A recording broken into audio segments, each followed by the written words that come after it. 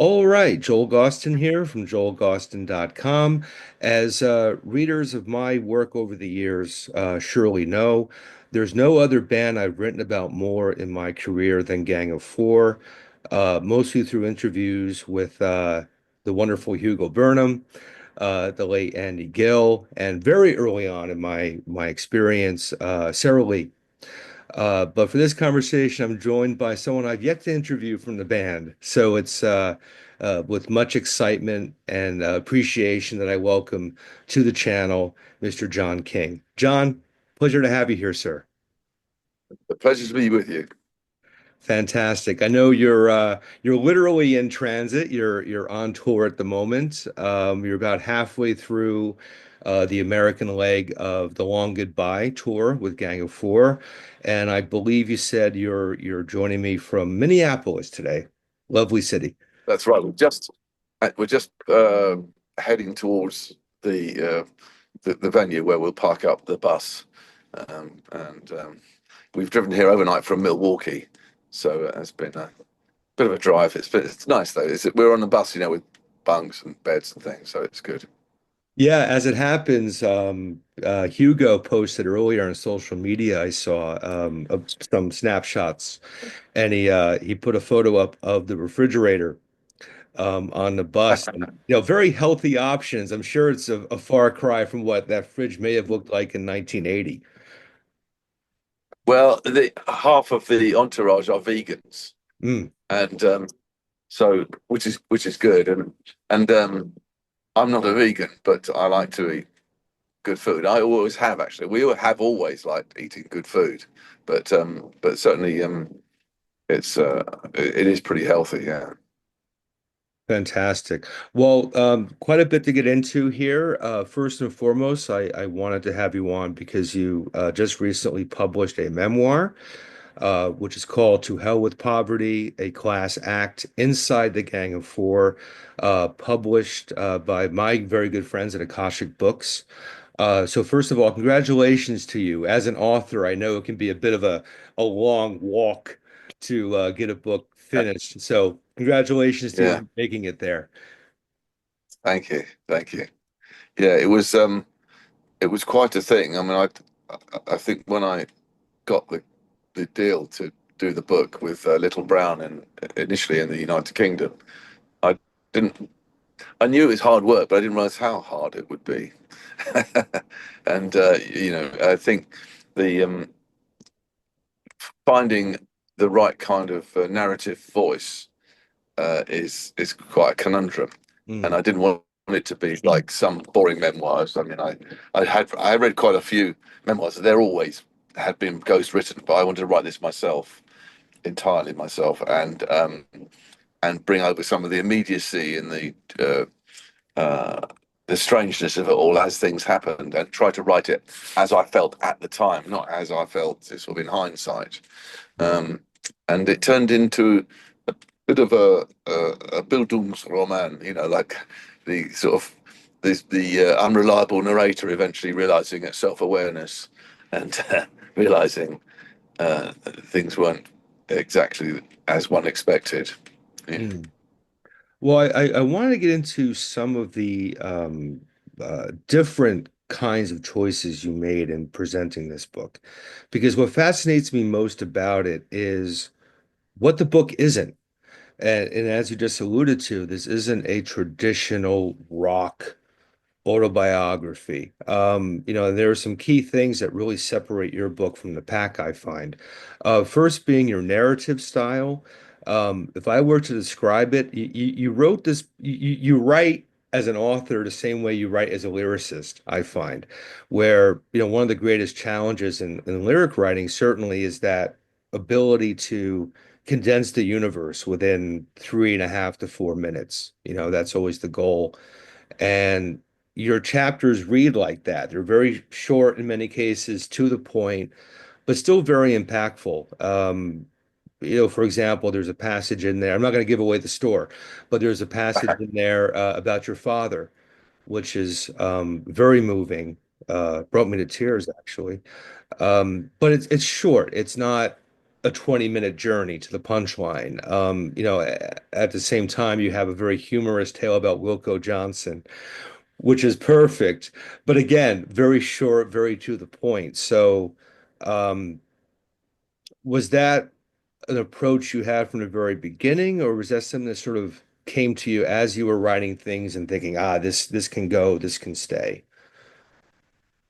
Well, well, speaking as I am to an experienced author, the challenge for me was, well, yeah, was initially to make it have my natural voice, and I have an aversion to adverbs.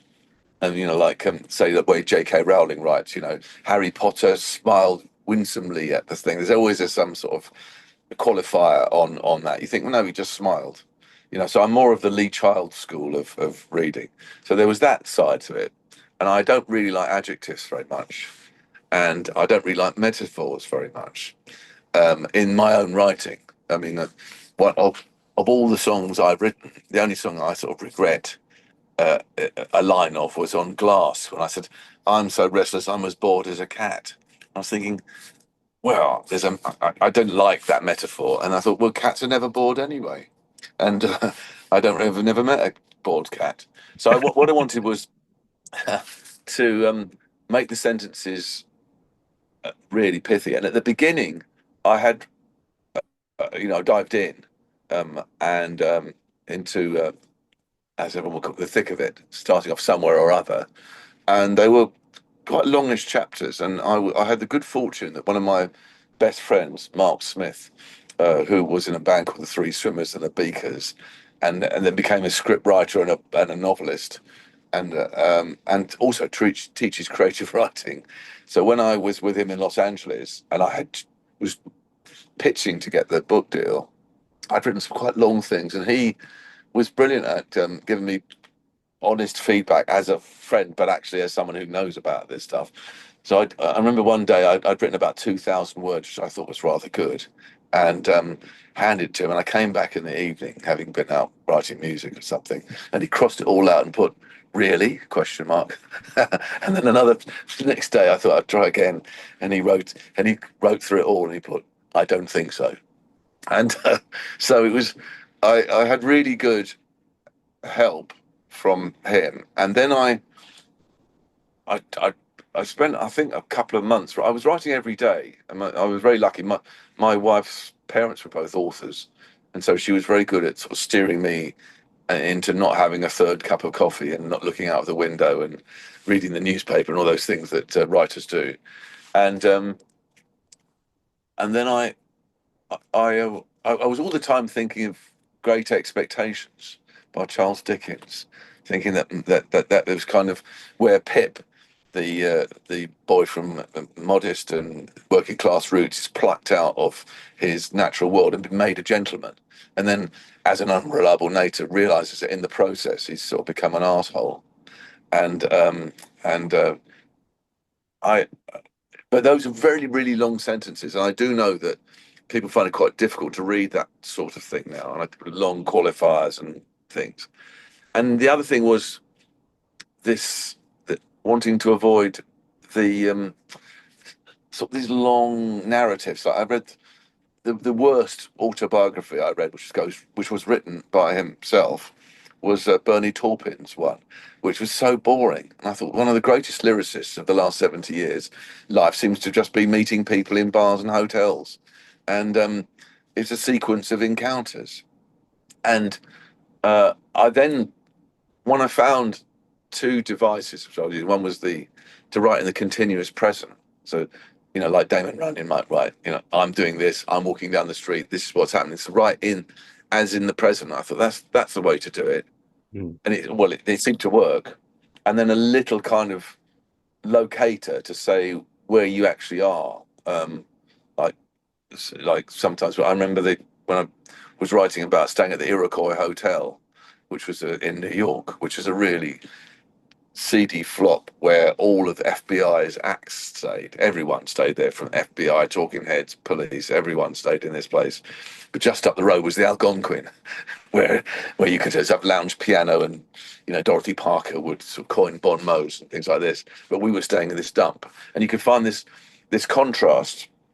And so and I I I've always liked telling stories, and I think it's not an uncommon thing that you sort of start saying, "Oh," to people that "Oh, do you remember story number 42?" And everyone goes, "Oh, very good, 42. What a good story that is." And so I thought it was very episodic, Hmm. and like you, I didn't know how much I would remember, and I started remembering everything, and I did at times get quite upset when I was writing it about my first girlfriend being killed at 16, and and then my very good friend dying a few years later. And I was at the funeral for my second friend in the church that I'd last been to for the funeral of my girlfriend, and her mother, by coincidence, sits down next to me and nudges me and says, "We've got to stop meeting like this." Yeah. When I did the audiobook, I was in floods of tears reading it, and it was just funny 50 years after the event, but I was quite taken by it. But I wanted it to be funny. Most of the stories are funny in a black kind of way. Uh, Yeah. um, Well, uh, interestingly, staying on the narrative topic for a moment. For one thing, Gang of Four, to the best of my recollection, doesn't even turn up in the book until we're about halfway through it. Number one, yeah, there's a lot of backstory in it, and you just mentioned your very early introductions to death, and within your peer group as well. You also get into your experiences at school. And yeah, my father's from England. He came here in 67, and he's told me right, stories about how absolutely fucking brutal teachers were to students. yeah, And, to the American sensibility, it's absolutely shocking, that would yeah. actually take place. So you're dealing with things from the very beginning that are very intense. As I was reading your book, I began to wonder, because so many of those early experiences, obviously, in all of our lives, shape the adulthood to come. Um, how much would you say those earlier moments shaped the perspective and worldview that you would bring to Gang of Four's lyrics and what you were hoping to share, through those words and the music? Well, as you say, I wasn't really aware how different things were. It's certainly Britain to the United States. But I mean, I make a gag out of it.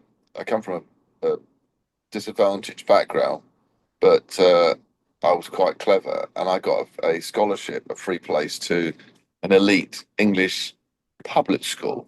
And of course, I explained to my American friends that any word in British English means the exact opposite to anything that an American might understand. So a public school, it actually is a private school.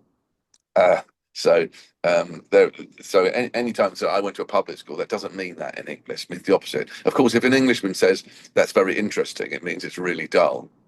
And so but my very first day at school, when I was 5 years old, I had no idea that I was going to go to school at all. I walked in and I was crying my eyes out because I didn't know why my mother was abandoning me in this strange building. And the headmaster of the school just came over and hit me. He smacked me really hard to tell me to stop crying. That's enough of that, he said. And so that was my very first day at school, was being smacked. And then, and it was normal to be hit. I mean, it wasn't abnormal. I again tell the story of uh, when I was in some really boring geography class, and it was a really overheated classroom. And I remember sort of slightly dozing off at the tedium of what's the total population of South Africa or whatever it was that was on the blackboard. And the teacher crept up behind me and grabbed the back of my head and bashed my head into the desk as hard as he could. And which was a bit of a wake up call, but he was particularly good at throwing those really heavy wooden blackboard erasers at people's heads. He would aim them at people's heads and bounce them off their heads.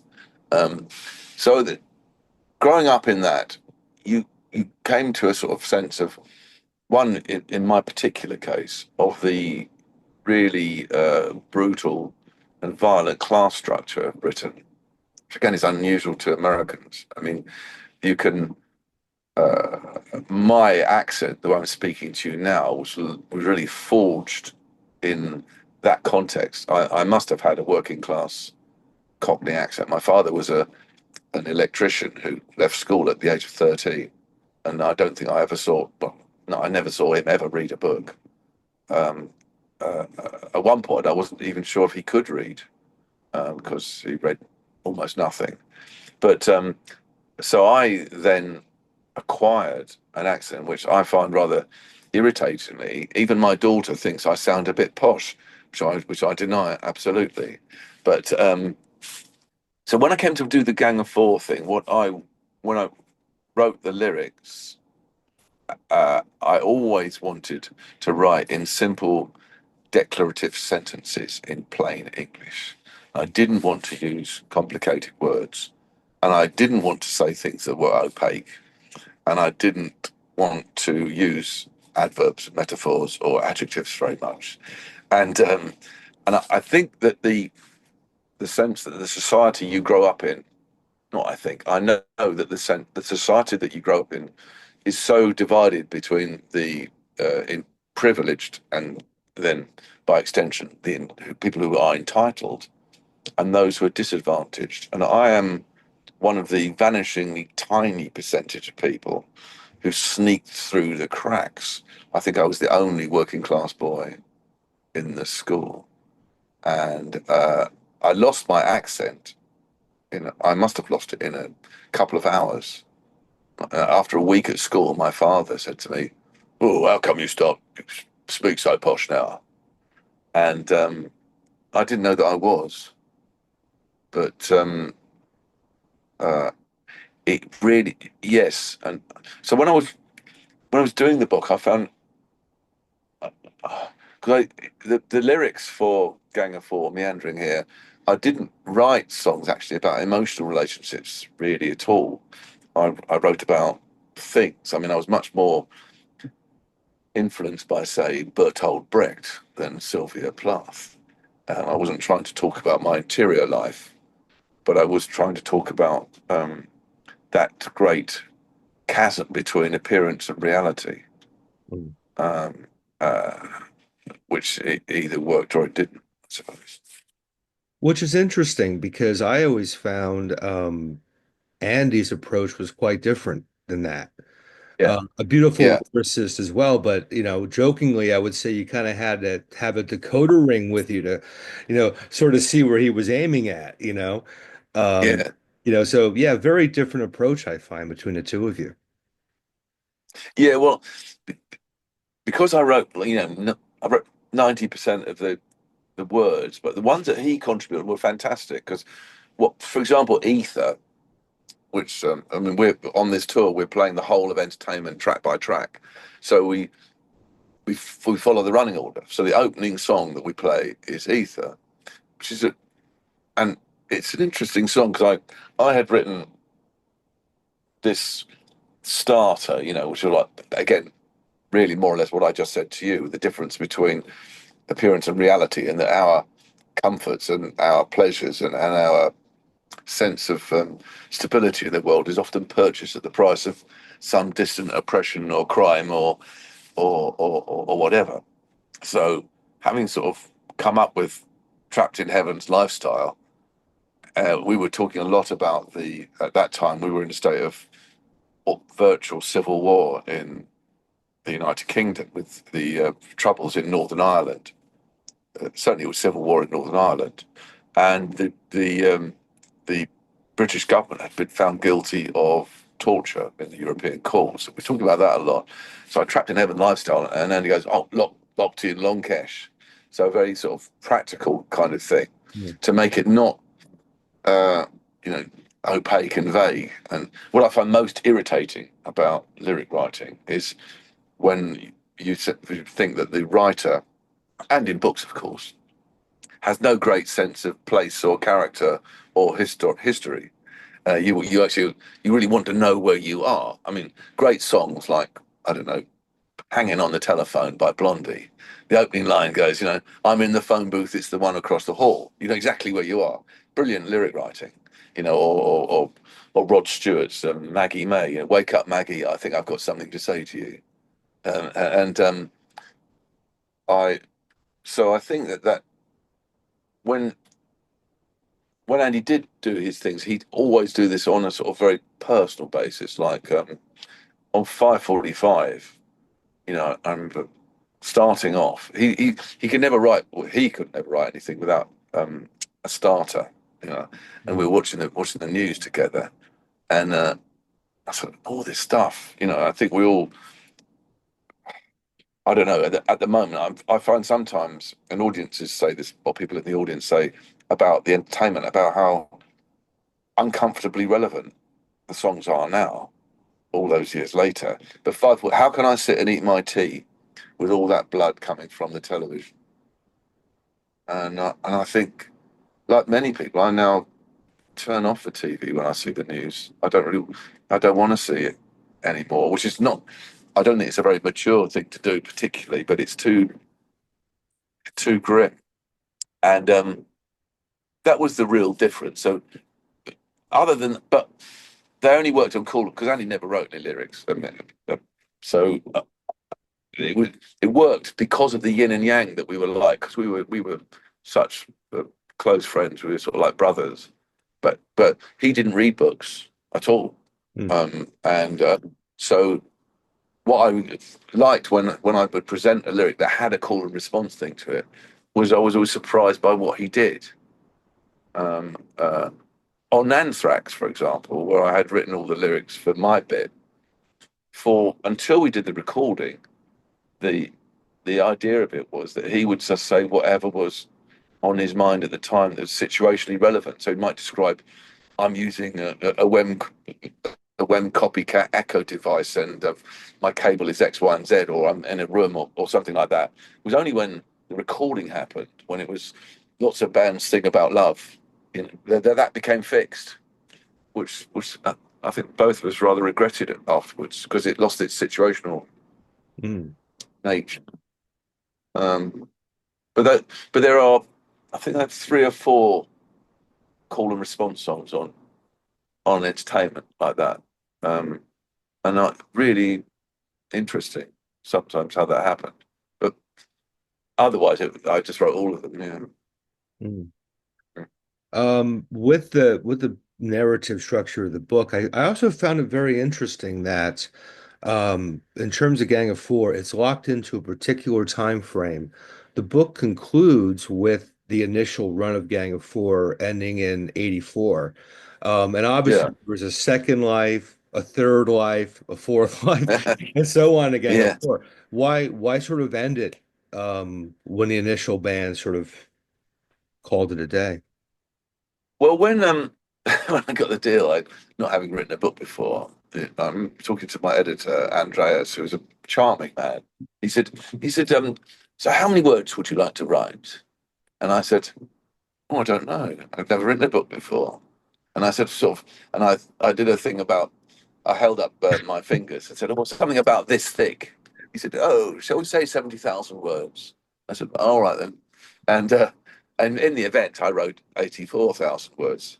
I think it was, and it it it seemed a very logical point to stop because there was the great sort of crisis there in 1984. We were had this ruinous relationship with our criminal manager who stole all of our money. I mean, Andy and I had, after touring, making really, really good income, I had actually thought, both of us thought, that we were dollar millionaires by the age of 23. And in theory, we were. But at the end of this tour, I had $215. Mm. That's all I had. So I had no money. Neither of us had any money. Andy had cancer of the testicles, testicular cancer. He was really unwell. We both thought he might die. And he had to be, as soon as the tour was over, we went to Mount Sinai Hospital for major surgery. So we were broke and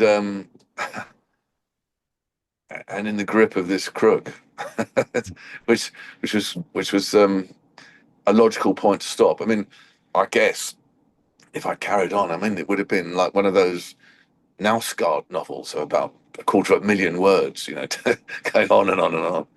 And uh, it it was the right point to stop that book, really. Um, uh, uh, Obviously, things after that went even more baroque. Well, you mentioned management being an issue with Gang of Four. As Yeah, management is an issue for many bands, obviously, and unfortunately. But I am curious because as I mentioned, I've known Hugo for many years, interviewed him quite a bit, as I did with Andy. Um, and you certainly make mention of this in the book in plenty of cases, but um, for example, the two guys I know from the band, both great people, but very different people. So I think you had that personality band thing that was causing tension, but you also had this extra layer of piss poor management. yeah, Do you think that if you had a manager who truly had your interests at heart, that sat you all down and said, "All right, lads, shut up, get on with it, and here's all the money that you're owed. yeah. Have a great tour, have a great career." Do you think things would have worked out differently, or do you think the personalities in the band would have made the breakup more of a foregone conclusion anyway? Well, the I'm going to the very end of it all. I mean, had we received the money that we'd earned and should have been paid, then I think we might well have carried on with it. Well, obviously, Andy had cancer, so that sort of threw a bit of a spanner in the works. But the difficulty of getting by was really hard because Gang of Four is stating the obvious. It's not a commercial band. I mean, there aren't. It's not. It's not set up like that, and that's why I guess now it's still seen as being radically relevant. Because it wasn't part of that sort of commercial discourse. So that was there, and it's hard to know. I mean, the stupid decisions or the inadequate sort of management decisions were often a function of our sort of flawed democracy, and I think that I was played a lot by, but certainly by Bennett and Andy. They were a kind of little crew together, and they were working in cahoots with each other.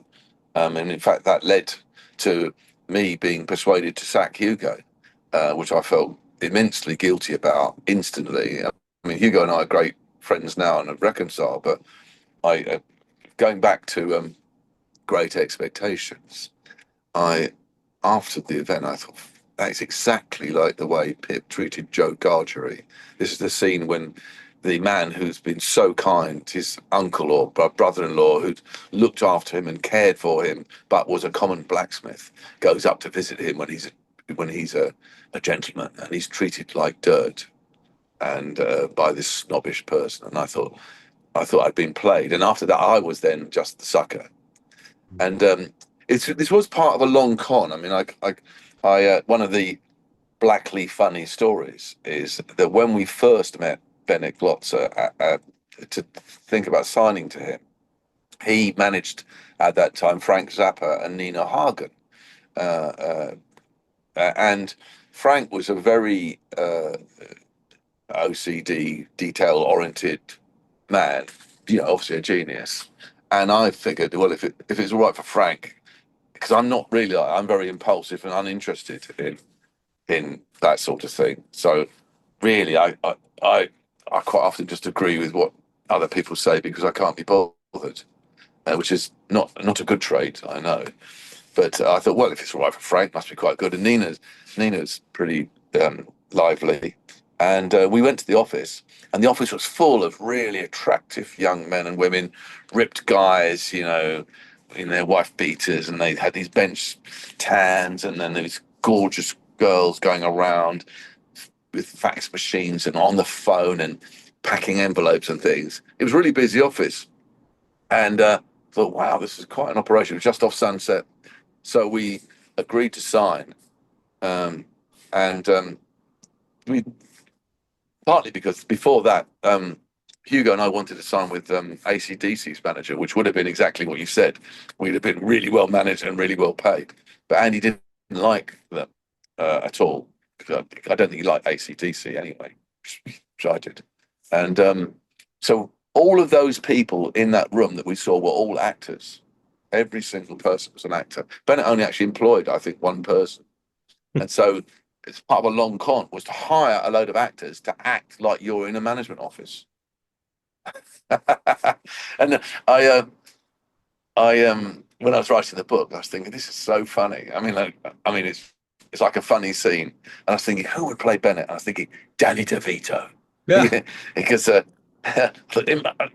DeVito would have been exactly like sweat because Bennett swore the whole time and he was doing all this kind of stuff, but it was one long rip off, Mm. and it was really so it would have been different, long-winded answer, but you Um, know, Jumping into a topic that's not covered in the book, but one of great interest to me for many years is um, I saw you at Coachella when you first reformed with the original band. And I've seen yeah, you since over the last 20 years. And the set obviously has plenty of classic songs in it, but I parade myself is very often in the set, which leads me to yeah, my second favorite Gang of Four album, next to Songs of the Free, Shrinkwrapped, which is 30 oh, years old this year. I spoke with yeah, Andy at the 20th anniversary. He's like, 20 years, surely it's not 20 years. So here we yeah, are, 30 years. So I wanted yeah, to get your perspectives on that record because I always found that to be the one that sort of got away, unfortunately. yeah, yeah. I mean, we on that album, Andy and I were. Peter Hall was a great friend of ours, a New York filmmaker, and he had written, directed, and produced his own indie movie called Delinquent. Hmm. And he asked us if we would write the music soundtrack to it as he went along. And because he was a great friend and it looked interesting, we did do that. I mean, Andy and I were doing through all that time. We had our own um, main things that we were doing. So we got together to write that. And I remember when I w- well, it was when I came up with the title for the album. I having written all the songs, I sort of realised what it was about, um, and I was very pleased with the title because we're enraptured by talking about ourselves and being British, of course. I always think that everybody's very emotionally incontinent and talks about their feelings too much, which I don't really like doing. Um, uh, uh, but that sort of that sort of desire to sort of spill the beans about everything that you do was, I'm speaking here from a lyrical point of view, something that I was really taken by. And there are some songs on there that I remember feeling at the time that it nailed something. Like when you drive past a car crash and you sort of rubberneck and you better him than me. Um, and sort of those those sorts of moments. Um, it's not an album that's like, it's not very political, I would say, but it's more social about how awkward we are, and I and that sort of sense of, is this it? And there's that German word, was it Weltschmerz? The great sense of disappointment and displacement, um, or discomfort with the way the world is. And I think that's really something that I mean, I certainly find that sort of overt, extreme confessional stuff that goes on quite disturbing. And because people, and it's now become reached its apotheosis in social media, when you're not allowed to have mushy opinions about things, or you're not allowed to go, well, it's kind of good at, but it's kind of bad. You have to be like either 11, everything is absolutely awful, you know, or else, or it's absolutely brilliant. And and that that area of ambiguity, it is a great record. Yeah, I mean, yeah, and they're not very performable songs though. I mean, Parade uh, actually a linchpin of the set, because that is actually unusually. I mean, that's one of the songs I wrote entirely myself. But I mean, and we don't perform it just because I wrote it, but obviously it's credited me and Andy. But um, it's a song about narcissism, Mm. and uh, which works really well on stage.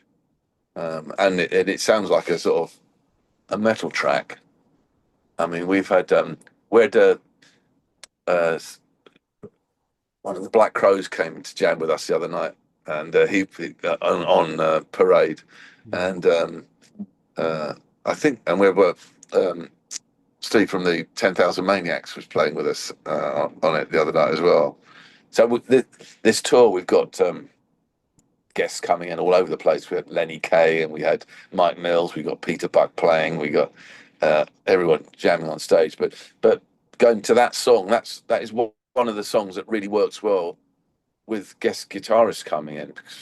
Um, and I can't remember who it was. It was, oh, we had Marissa Paternoster, who opened for Bernie Saunders the other day. She's an old friend of ours. She was playing like Jimmy Page, Led Zeppelin riff on it. It's kind of an open song, and I've but I don't. Uh, yeah, I'm just saying Shrinkwrapped isn't really a performable album. It's more of a studio album, I think. Mm. Yeah, Yeah, certainly one of my favorites. yeah, I always found yeah. a lot to take from that album. What's your favorite track on it then? Oh Or gosh, is there a favorite it's track? hard on that one. I Prayed Myself is up there. The title Yeah. track, I Oh Absolve yeah. You, is beautiful and Yeah, yeah. devastating and That's enough. heartbreaking. Um, Yeah. The Dark Ride, Oh gosh, yeah. tr- Yeah. it's hard. It's Yeah. hard. Yeah. The whole unburdened thing is a trip as Oh well. yeah. You know, Yeah. Yeah. Yeah. Yes, that's I think it's because it is actually very emotional. Unburdened is very much Andy. yeah. I mean, I really, you know, I was quite, taken by what he'd come up with. It's really good. Yeah. Th That one line he has, "We're alone and on fire." That was the basis for one of Yeah. my books. That was the spirit of one of the books I wrote. I used that as sort of a Yeah. foundation. So, Yeah. Yeah. yeah, big record for me. And um, Yeah. uh, uh, honestly, I don't feel I'd be doing my proper job unless I went into this topic and Yeah. acknowledged the fact that we just lost Dave not too long ago. Yeah. First of all, my condolences to you and the band, certainly. Um, I've always loved Gang of Four, all eras of Gang of Four, but Yeah. obviously there's no Yeah. mystery here. The band was never the same after he left it. Um, and I do know, I feel anyway, it's incredibly appropriate that the first notes anyone heard off of Entertainment were Dave Allen's. Um, Yeah. Yeah. you know, um, Obviously a tremendous part of the band's history, but for you, especially having been through many of the different eras of Gang of Four yourself. What do you think really defined Dave's role? What do you think he brought to the band that was that irreplaceable element? Well, when um when we started it, the very first band, me, in fact, it was Hugo, Andy, and me, and we had a bass player called Dave Wolfson who played the first couple of shows, and he was a really good musician. But he played like jazz funk, and he played too many notes too often for what we were doing, um, and it didn't it didn't work out. Even though the first array of songs were quite sort of dopey Dr. Feelgood knockoff songs, and it didn't feel right. But Dave Allen arrived in Leeds, and he had been in show bands doing covers and all this kind of stuff, but he could play anything. But he really, really was funky and stripped down, and in a way that the first bass player Dave Wolfson wasn't. And when I met him for the first time, we were talking about music. We really bonded over our shared love of the meters, and I really like Sissy Strut and the hand clapping song and things like that, and Funkadelic. Mm. And Dave was without doubt the best musician in the band at the time. Um, where are we? He Andy and me and Hugo were novices really at this stuff. I mean, Andy couldn't play. Um, I couldn't play normal guitar in inverted commas. He had no guitar training, couldn't read music, had never been in a cover band, couldn't jam, didn't understand chord structures, all that kind of thing. And Dave did. And so when we would write something, like I remember when we wrote uh, At Home He's a Tourist, in my mind, it was a disco song. We were going to write a disco song. So Hugo laid down this really, really solid beat, which is disco adjacent. And then Dave and he sort of worked up this doom diddle doom diddle doom diddle doom doom, this driving thing, which was sort of halfway between punk rock and funkadelic. And that really appealed to me because all of the music that I think we all collectively liked, not all of the music, very much of it was, of course, black dance music. And it seemed there was almost like a musical apartheid at the time. Apart from, say, I suppose, the Average White Band, who then were a knockoff funk band, it didn't want to be like that. But we love dancing and we love moving and we like the funk. And so Dave did bring that to it.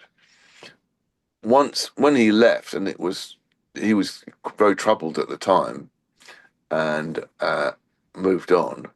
I have to say though that he it was it was interesting. It was interesting after that because I don't think actually we probably would have written a song like "I Love a Man in a Uniform" with Dave in the band. Yeah, and I think what he was determined to make, like he did with Shriekback, that kind of propulsive, so almost krautrock Mm. kind of thing, which I really liked. And uh, over the over the years, I've played with lots of different musicians, and what I'm amazed by is how introducing a different bass player, like we've got Gail Greenwood from Belly playing with us now, is phenomenal. I mean, and takes what Dave did and then brings this sort of rocker kind of uh, angle to it. I mean, well, after the reunion, we had a great, or Hugo, Dave, and me had a great reconciliation. And the three of us became tight again, and it was a it was very difficult when 5 or so years ago the three of us plus actually Marissa Paternoster thought, hey, maybe we could do some stuff together and again, and the rehearsal fell apart because Dave was unable to play from start to finish even a single song. Mm. And Hugo and I were very concerned. I'm showing this now. We didn't share this because obviously Dave has has died. But we we then were aware that things weren't difficult, and that's when had a good relationship with Dave's wife, and we've done all that we can. We've kept completely silent about it. It was not for us to mention things. And people said, "Why haven't you got Dave in the band?" He said, "Well, he's doing other things." But um, on this tour, a touching thing that's been happening is Hugo goes out at the end of the show and asks people to contribute money or buy not the broken drumsticks or the battered drum heads or the things, and every penny we from that goes to Dave's family fund for the grotesque healthcare costs. So we've raised um, quite a bit of money for Dave's family, and we have the day after the Portland show, we have the memorial with the family, and yeah, I mean, it's obviously I'm now aged, and death is round the corner, but I think it was very sad, um, and you know we all loved each other, and that's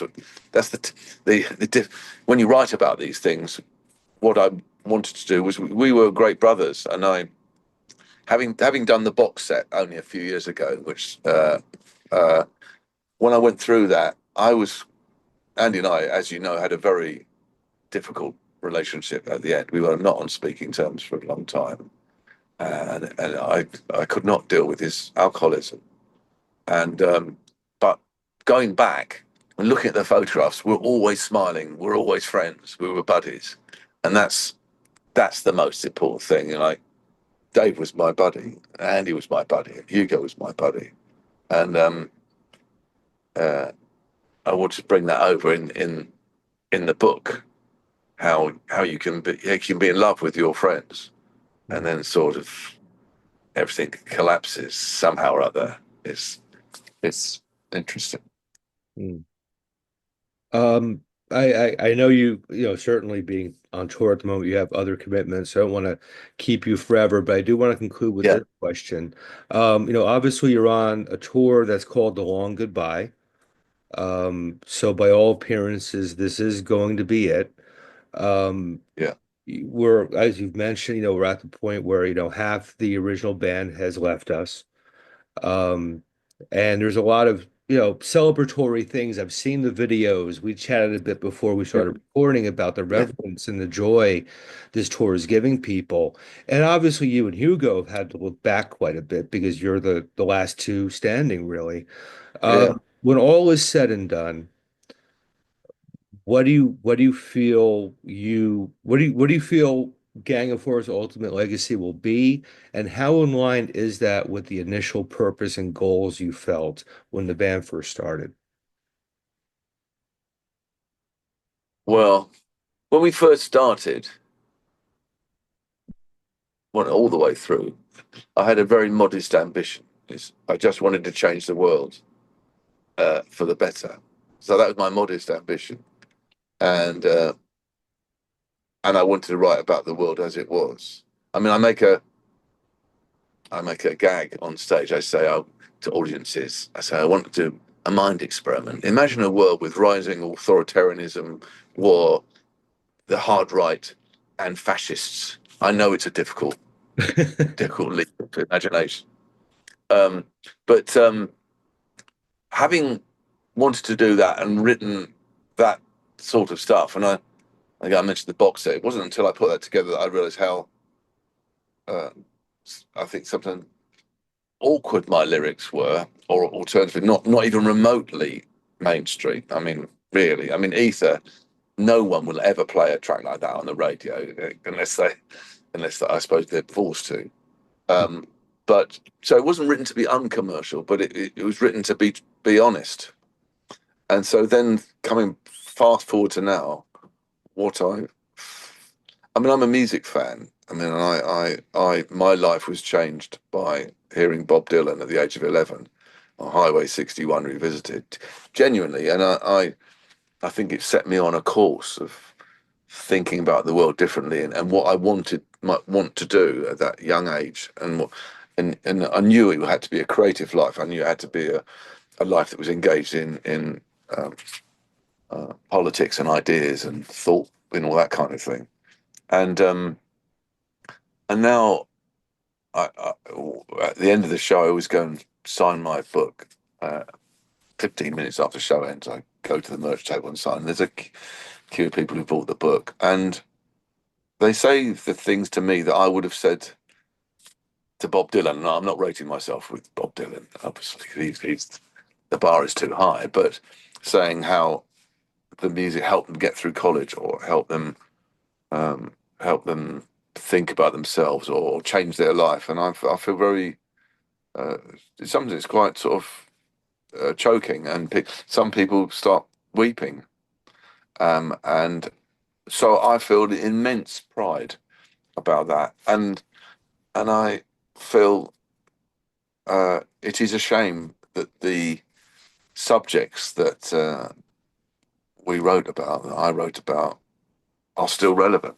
I mean, guns before butter is really uncomfortable. You know, all this talk of guns and butter is the cause of all my shaking. I mean, we are, so all creative people want to be sort of part of I suppose, a continuum of that stuff, and we all stand on the shoulders of giants. And I don't know whether we were giants or not, but I think what we've done the, has had legs, and I think it's helped bring meaning to some people, and I'm forever grateful that it's meant something. Yeah. Well, as Yeah, I've told Hugo many times over the years, and as I was fortunate enough to tell Andy, look him in the eyes and say this to him. I'll tell you this as well. I'm amongst those people. I cannot tell you how many nights were bettered because of the soundtrack you all created. So there's a reason why I so enthusiastically write about the band, why I've kept in touch with those within the band, because I love the band so much. And I think yeah, you're you're ending on a great high, considering all the recent issues, in recent years with the farewells and what have you. I think you and Hugo are doing the absolute most honorable thing with this band, doing it the way that you are. And I'm sure the rest of the tour will be a smashing success, very similar to what you've seen so far. Thank you for the years of music, and certainly thank you for this book. It's a fantastic one. thank you very much. Thank you. And It's thank really you good. for taking some time to chat with me. I know Yeah. you've got to get on with things, but I do thank you very much. And have a great show this evening. And please give my love to your drummer. I will do. You take care.